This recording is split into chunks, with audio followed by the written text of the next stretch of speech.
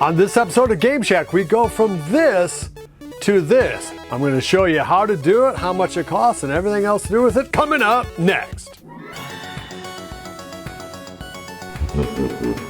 Hey everybody, welcome on back into the Game Shack. I'm your host, JDV for Evil Genius Entertainment. Thanks for stopping on by. If you dig content like this, please give me a thumbs up on the way out the door. Really helps the channel like this, and subscribe if you haven't. Hit the notification bell if you have. Okay, so as you guys who watch this channel know, I've switched out the old ALU skin for a brand new Star Wars themed skin from On Graphix. Right off the bat, thank you to Scott for sending me this out to review.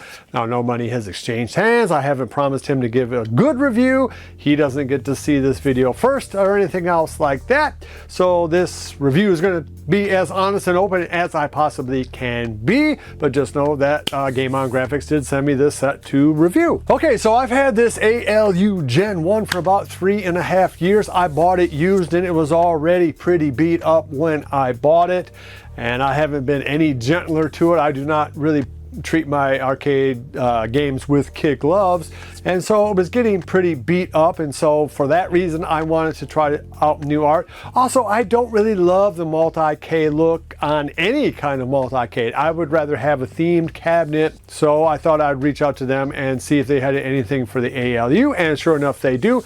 Now this full set, I'll tell you right now, is not cheap. It goes for $2.99 on Etsy, although they do have a 10% coupon going on right now, so you'd get, I think, 30 bucks off of that $2.70. So it is not necessarily cheap to get into this art. They do have multiple styles, however. If you do, they have this, they have Tron, Dragon's Lair, I think they have a Marvels, and I think they have a Street Fighter theme. You can send them your own art. You don't have to buy the whole package. You can just get the marquee, which looks fantastic, or the deck, or the kick plate, or whatever. So you can alter your order depending on that.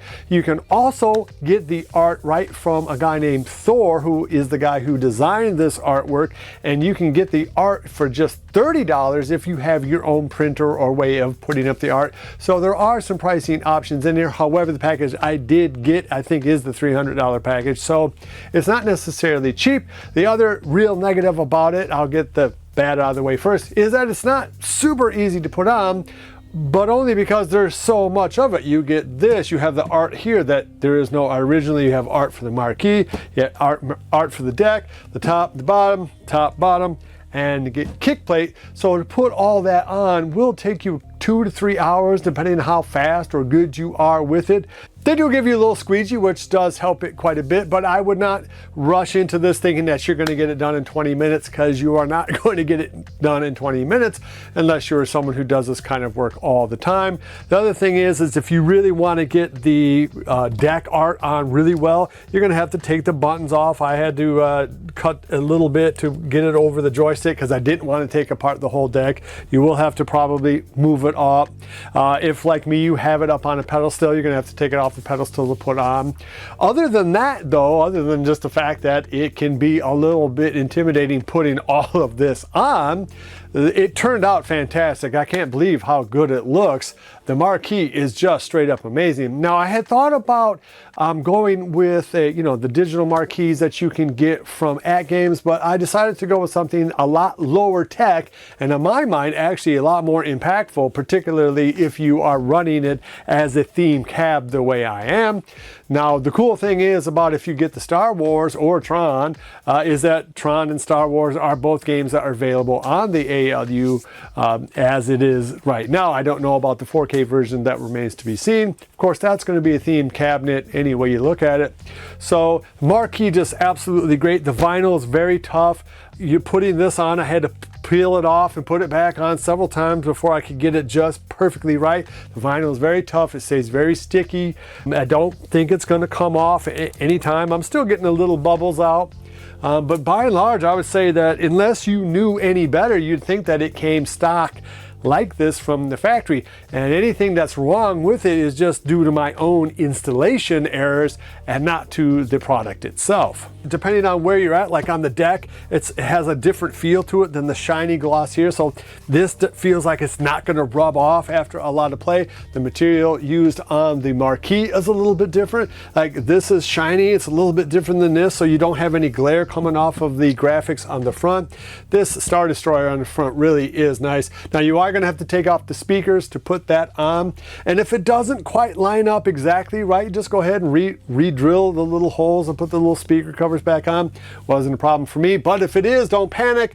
You can just move the speakers to match the holes. But again, it is a perfect fit, so if you are a little off, you know, again, you might be a little tough to put in, but just stick with it, stay patient, don't try to rush through it, and you'll get a result at least as good as mine, and probably a little bit better because I am blind as a bat. So bottom line, what is my grade for this? Well, that's an A. It's really, it should be an A+. I mean, the only thing I can say about it is not cheap.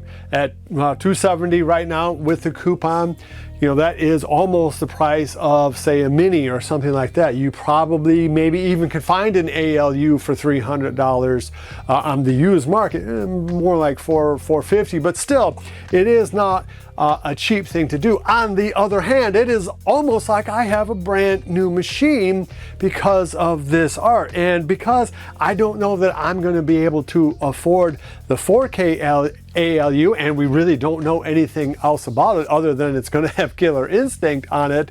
You know, that's just a product that doesn't have a release date, and we don't have a lot of details yet, so I don't want to wait around just trying to have waiting on that branded cab. I really did want to make this ALU the branded cab. The ALU is still the king of the home arcade, in my opinion. For many people, you could just buy this machine and be done with it. Maybe get a pinball machine from AtGames or Arcade 1-Up or a real pinball game machine, and your man cave would be doing okay, because this game, even just stock, has so many good games on.